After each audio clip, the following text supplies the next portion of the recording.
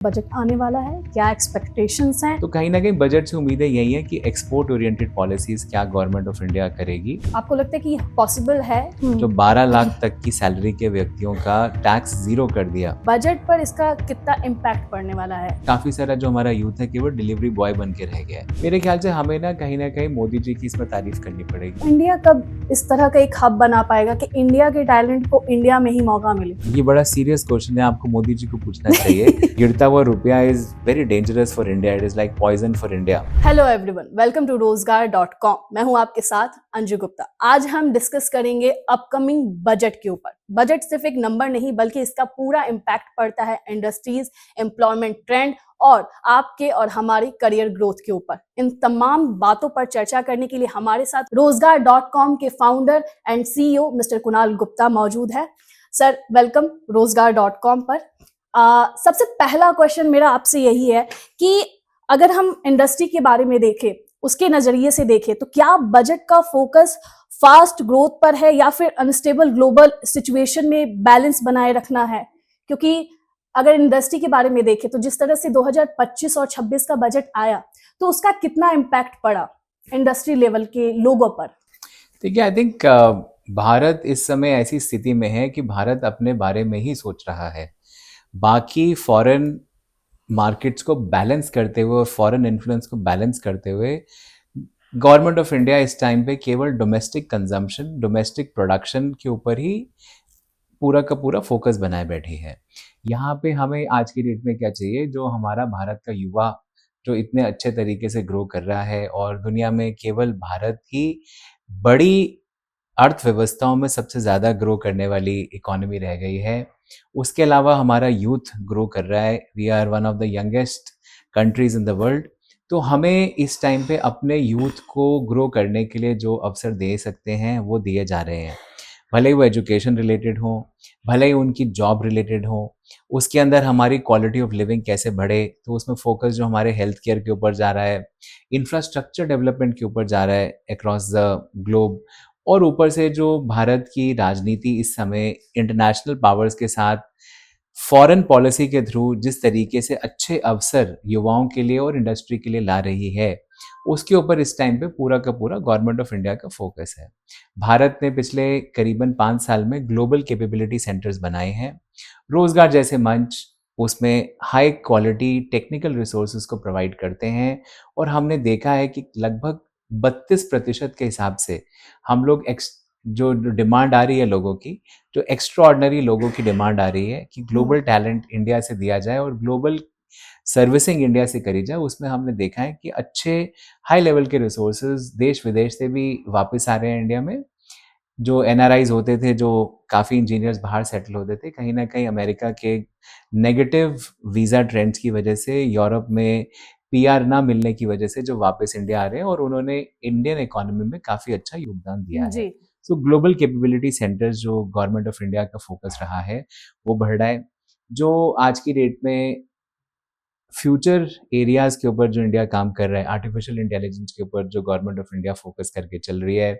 पिछले साल के बजट में भी इन्होंने बहुत ही अच्छे सेंटर ऑफ एक्सीलेंस एग्रीकल्चर के ऊपर, एजुकेशन के ऊपर, हेल्थ केयर के ऊपर, एआई में जो जोर दिया था उसके ऊपर सेंटर ऑफ एक्सीलेंस बन रहे हैं।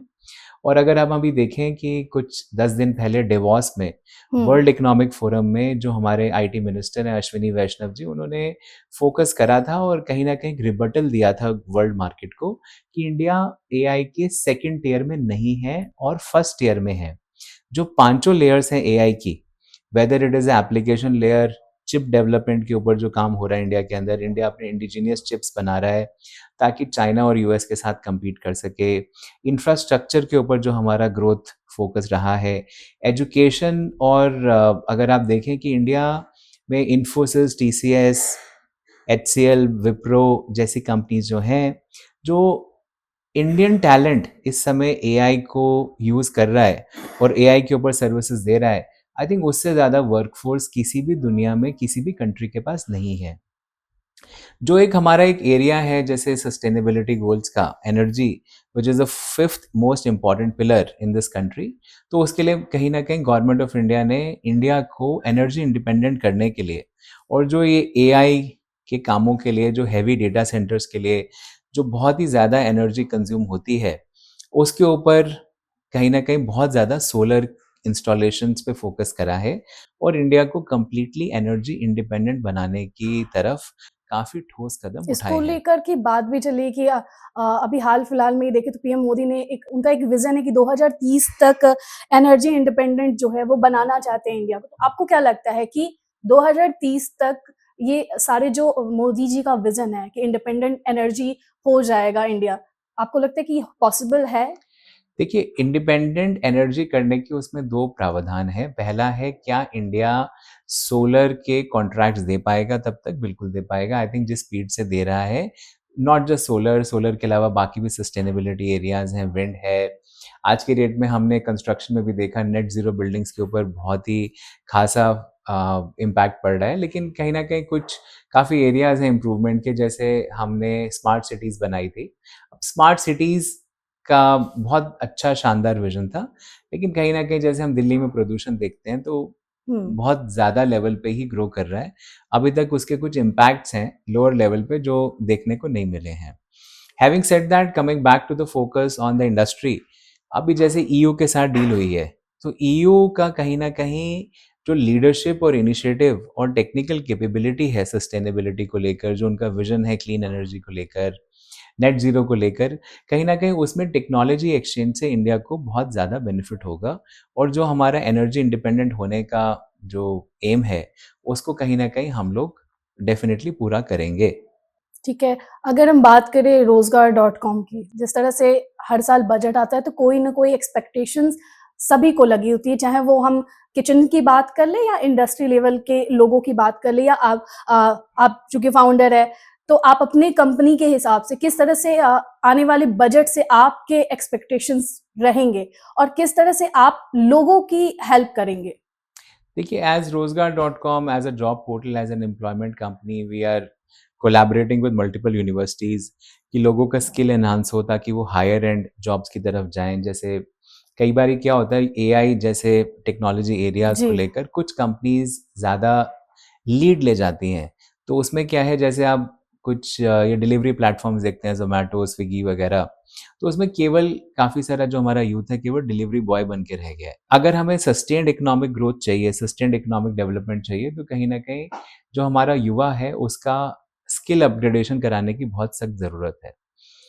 स्ट्रगल है हमारे देश में काफ़ी चीज़ों को लेकर, मिडिल क्लास को लगातार स्ट्रगल बनी रहती है, तो बजट से पिछले साल बहुत ही मेजर राहत मिली थी, जो हुँ, 12 लाख तक की सैलरी के व्यक्तियों का टैक्स ज़ीरो कर दिया। बिल्कुल। I think that was a landmark achievement in this country. कहीं न कहीं वो अचीवमेंट मिडिल क्लास को आइसोलेट रख पाई ग्लोबल इवेंट्स के दौरान, जो यूएस की राजनीतिक चेंजेस की वजह से ट्रम्प ने जो पॉलिसी चेंजेस करे, किसी को भी उसकी आशंका नहीं थी और उसमें जो भयंकर चेंजेस हुए पूरे साल भर, युद्ध जारी रहा यूक्रेन रशिया का, कहीं न कहीं टैरिफ लगे इंडिया के ऊपर 25% 50% के, तो हमारा एमएसएमई वर्क काफ़ी इम्पैक्ट हुआ।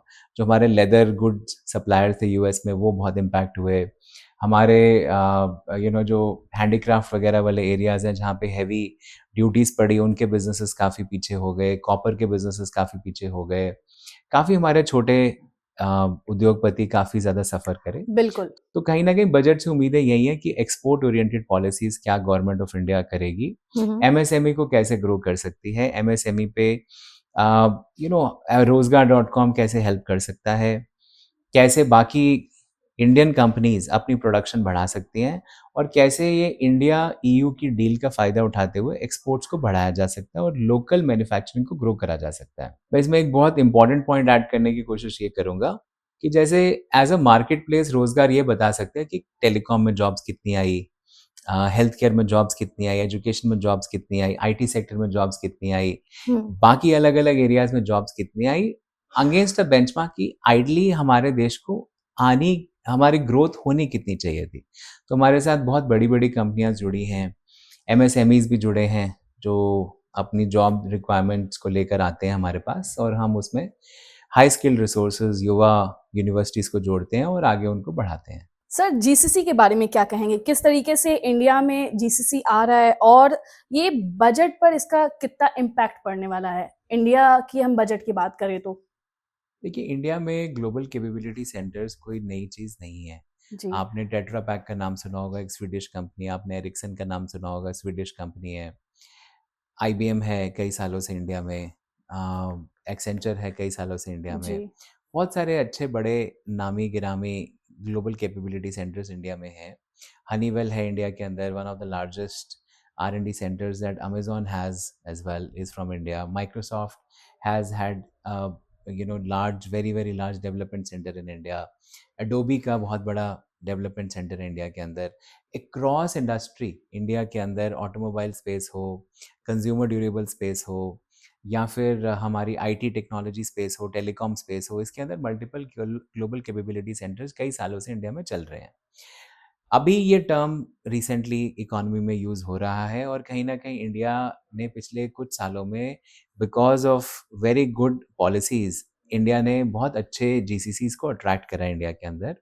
अभी हम देख रहे हैं जीसीसीज़ की ग्रोथ जो इंडिया चाहता है, वो हुँ, चाहता है सेमीकंडक्टर की तरफ, इलेक्ट्रॉनिक चिप डिज़ाइनिंग की तरफ। तो कहीं न कहीं इंडिया उसके अंदर टेक्नोलॉजी एक्सचेंज करके वेदर इट इज़ इलेक्ट्रॉनिक्स या आज की डेट में जो आपने देखा होगा कि इंडिया रशिया के साथ मिलके मिसाइल्स हुँ। और फाइटर जेट्स भी इंडिया के अंदर से बनाने की कैपेबिलिटी डेवलप कर रहा है। तो कहीं न कहीं इंडियन गवर्नमेंट का फ़ोकस है जीसीसीज़ को लेकर। और जैसा कि हमने इससे पहले डिस्कशन करी थी कि जैसे-जैसे इंडिया और ईयू के बीच में रिलेशनशिप डेवलप होगा because hmm. Of the trade deal, और जैसे-जैसे ईयू की कंपनीज़ इंडिया के अंदर टेक्नोलॉजी एक्सचेंज करके सामान की प्रोडक्शन करेंगे, तो उससे भारतीय इकोनॉमी को, भारतीय अ इंडस्ट्रियलिस्ट को डेफिनेटली बेनिफिट होगा, क्योंकि हमें नए प्रोसेसेस, नए सिस्टम्स, नई टेक्नोलॉजी सब सीखने को मिलेगी और उससे कहीं न कहीं हमारी क्वालिटी इम्प्रूव होगी और हम चाइना और बाकी इंटरनेशनल कंपनीज़ को कम्पीट कर पाएँगे। अगर हम आ जाए एम्प्लॉयमेंट पर और जो हमारे जैसे लोग हैं जो फॉरेन कंट्री में जॉब करना चाहते हैं, इंटरनेशनल अपॉर्च्युनिटीज़ को आप किस तरह से देखते हैं? क्योंकि अगर हम इधर बीच ट्रम्प की बात करें, तो उन्होंने जी। कई तरह के टैरिफ की खबरें सामने आ रही थी। तो क्या अभी के दौर में, अभी के टाइम में कितना लोगों को कितना मौका मिल रहा है कि वो फॉरेन कंट्री में जाके वहाँ पर जॉब करें?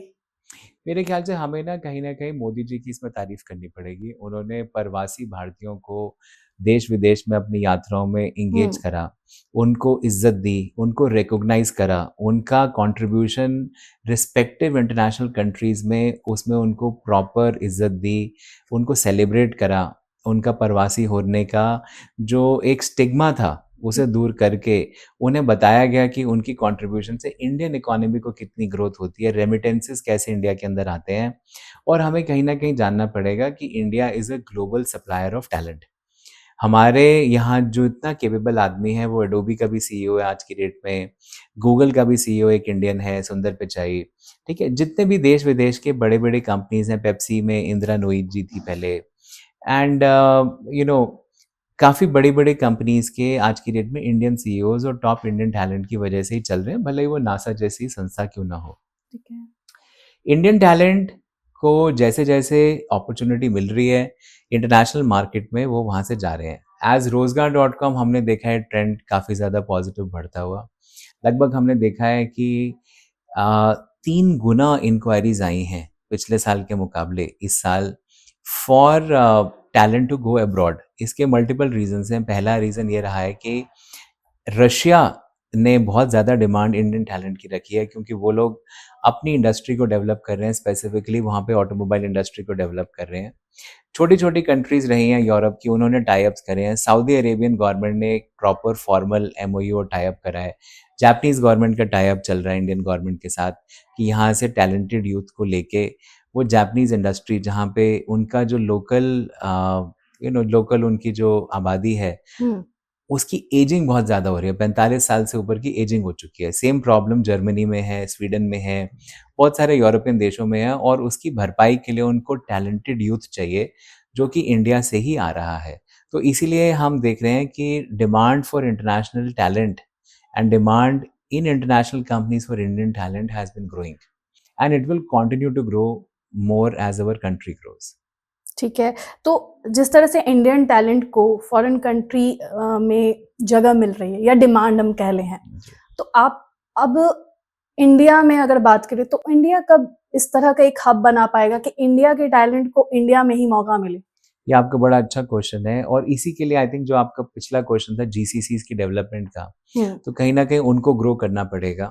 एक अच्छा इकोसिस्टम देना पड़ेगा कि इंटरनेशनल सर्विसेज़ कम से कम, इफ नॉट इंटरनेशनल प्रोडक्ट्स, उसमें इंडिया एक लीड ले ले और नंबर 1 प्लेयर बने कि कम से कम जब हम सर्विसेज सेक्टर की बात करें तो भले ही वो बैंकिंग की सर्विसेज हों, हुँ, इन्वेस्टमेंट बैंकिंग की सर्विसेज हों, कोलैटरल की सर्विसेज हों, मार्केटिंग की सर्विसेज हों, आईटी की सर्विस हो, किसी भी और तरीके की इंटेलेक्चुअल क्लास की सर्विसेज हों, उनमें इंडिया वर्ल्ड लीडर बने। ये एक अपॉर्चुनिटी भी है, हमारे पास टैलेंट भी है और कहीं ना कहीं अच्छे टाई अप जैसे अभी इंडिया और ईयू की डील हुई है, कहीं ना कहीं हमारी गवर्नमेंट को फोकस करना पड़ेगा कि ये थोड़ा प्रोडक्ट और जो अपनी उनकी व्यू पॉइंट है उसको थोड़ा एक्सपैंड करके उनको समझना पड़ेगा कि सर्विसेज के अंदर इंडिया आज वर्ल्ड नंबर 1 बन सकता है।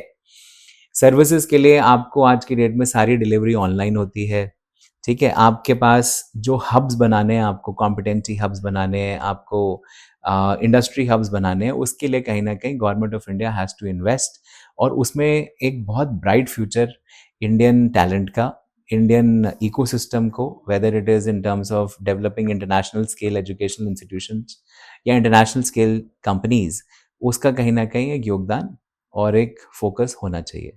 एक इंडिया टैलेंट की बात करें तो आजकल सोशल मीडिया भी कुछ भरा पड़ा है, हम देखें तो टैलेंट से भरा पड़ा है। जी। तो उसको आप किस तरीके से देखते हैं? जैसे इंस्टाग्राम हो गया, फेसबुक हो गया, उस पर भी कई लोगों को हम एम्प्लॉयमेंट की बात करें तो उसके ज़रिए भी लोग रोज़गार कर म उनको मतलब एक रोज़गार वो कर रहे हैं देखा जाए तो। तो उसको किस तरह से आप देखते हैं? इंस्टाग्राम हो गया, फेसबुक हो गया, यूट्यूब हो गया, तो ये किस तरह का रोज़गार पैदा करेगा और कितना इफ देखा जाए इम्पैक्ट पड़ेगा आज की यूथ, आज की जनरेशन पर?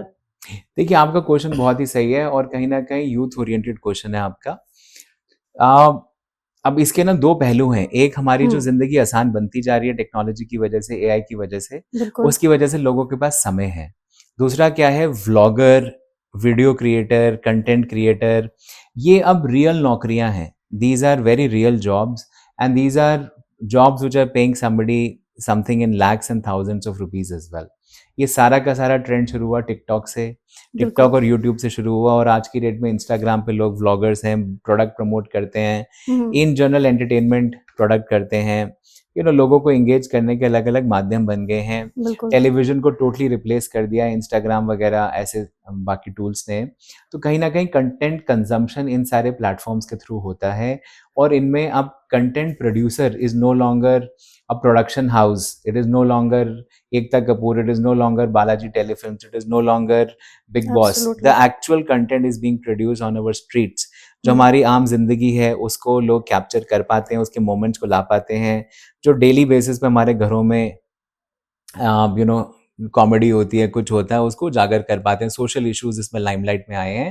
लेकिन मैं इसमें और भी बताना चाहूँगा, कहीं न कहीं हमारे जो आज की डेट में जो थीम है भगवान की तरफ, स्पिरिचुअलिटी की तरफ, मंदिरों की तरफ, हुँ, उसमें सोशल मीडिया और इन्फ्लुएंसर्स का बहुत बड़ा योगदान रहा है। हुँ, जो आज की डेट में अगर आप यूट्यूब खोल के देखें, इंस्टाग्राम खोल के देखें, सो पुराने-पुराने स्टोरीज़ को उजागर करा जा रहा है। कहीं न कहीं हमारे लिए एक स्पिरिचुअल एनलाइटनमेंट का टाइम आया हुआ है।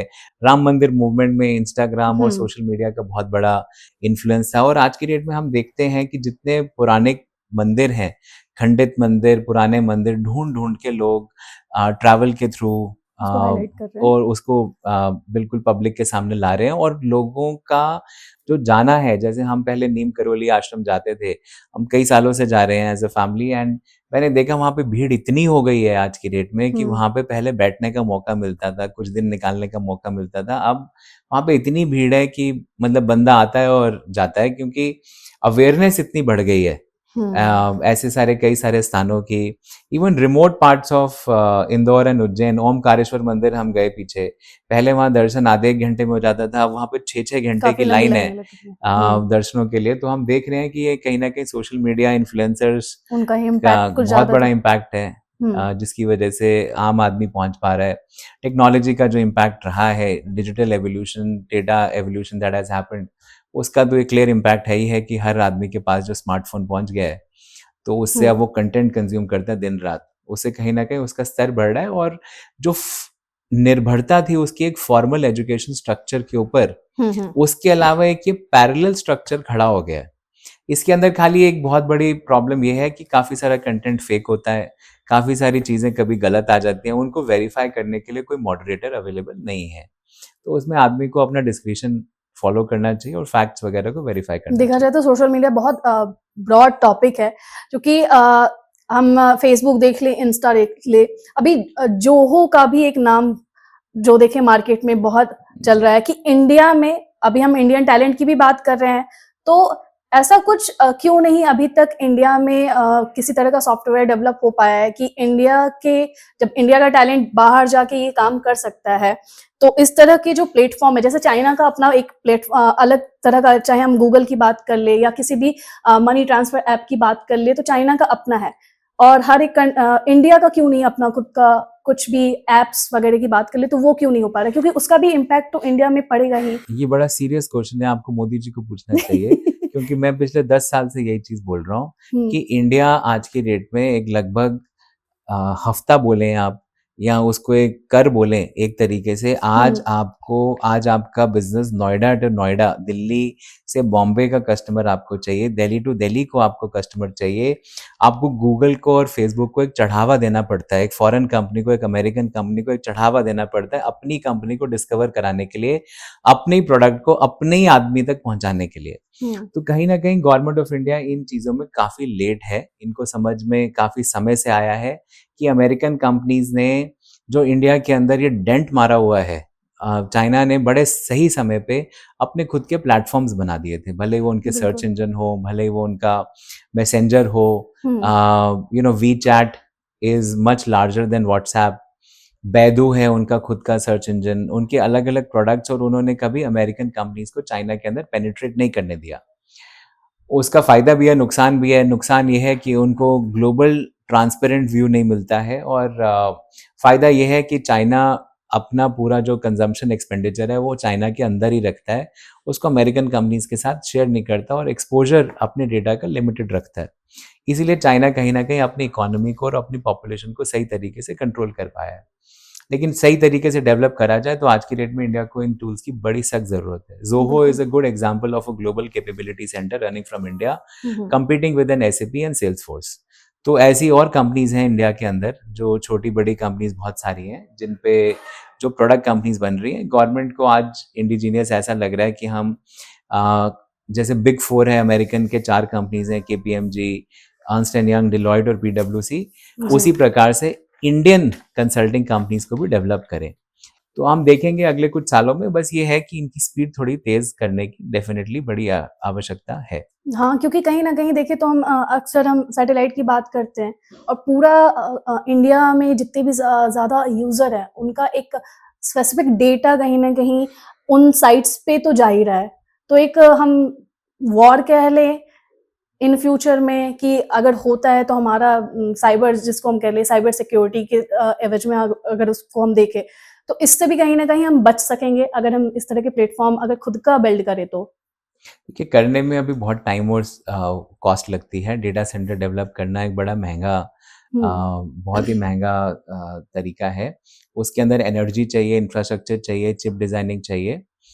कंपनीज, इंटरनेशनल कंपनीज हैं, वो अपने खुद के सिक्योरिटी स्टैंडर्ड्स फॉलो करते हैं, लेकिन डेफिनेटली इंडिया को इंडिया के अंदर ही अपना डेटा रखना चाहिए। हमारा कंजम्पशन कई बिलियंस पर मिनट के हिसाब से होता है कम्युनिकेशन का। आप व्हाट्सएप के मैसेजेस ही कभी सोच के देखिए कि इंडियंस ही आपस में कितने मैसेजेस एक दिन में करते होंगे। तो वो सारा का सारा अगर डेटा इंडिया में रहे और इंडियन गवर्नमेंट ही उसे एनालाइज कर पाए और इंडियन सिस्टम से उसे एनालाइज कर पाए, उसका डेफिनेटली एक लॉन्ग टर्म बहुत बड़ा बेनिफिट इंडिया को मिलेगा। एक मुकेश अंबानी जी की एक बड़ी पुरानी लाइन याद है मुझे कि data is a new oil. तो ये लाइन उन्होंने आज से करीबन 12 साल पहले कही थी और उसी के बेसिस पे जियो उन्होंने डेफिनेटली स्ट्रक्चर करा और आज कहीं ना कहीं रिलायंस जैसा एम्पायर भी अपनी ग्रोथ और अपना प्रेजेंट टेक्नोलॉजी के थ्रू ही देख रहा है। तो सर अब क्या लगता है, अब 1 फ़रवरी की बात करें तो बजट आने वाला है, क्या एक्सपेक्टेशंस हैं एज अ इंडस्ट्रियलिस्ट, आप क्या सोचते हैं उसको लेकर कि आपको कितनी राहत मिलने वाली है और क्या कुछ चैलेंजेस होने वाले हैं? मेरे ख्याल से सबसे ज्यादा फोकस हम लोग देखेंगे इस बजट में एआई के ऊपर रहेगा। कहीं ना कहीं गवर्नमेंट ऑफ इंडिया इस समय एआई के ऊपर एक बहुत बड़ा एलोकेशन करेगी।